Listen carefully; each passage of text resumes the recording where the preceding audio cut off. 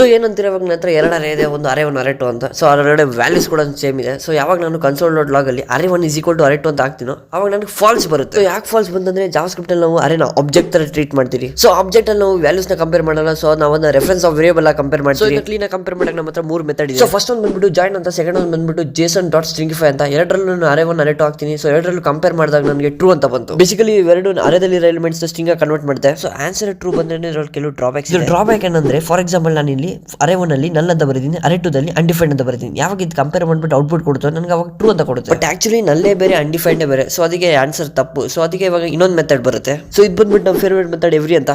First ಬಂದ್ಬಿಟ್ಟು ಅರೇ 1 ಅರೇ 2 length compare ಮಾಡ್ತೀರಿ. So console ಅಲ್ಲಿ ಆಮೇಲೆ ಲಾಜಿಕಲ್ ಆಂಡ್ ಯೂಸ್ ಮಾಡ್ತೀವಿ. ಅದರೊಳಗಡೆ ನಾವು ಎವ್ರಿ ಯೂಸ್ ಮಾಡ್ಕೊಂಡು ಅರೇ 1 ಅಲ್ಲಿ ಇಂಡೆಕ್ಸ್ ವ್ಯಾಲ್ಯೂ ಮತ್ತೆ ಅರೇ 2 ದಲ್ಲಿ ಇಂಡೆಕ್ಸ್ ವ್ಯಾಲ್ಯೂ ಕಂಪೇರ್ ಮಾಡುತ್ತೆ. ಸೊ ನಮ್ಗೆ ಔಟ್ಪುಟ್ ಟ್ರೂ ಅಥವಾ ಫಾಲ್ಸ್ ಕೊಡುತ್ತೆ.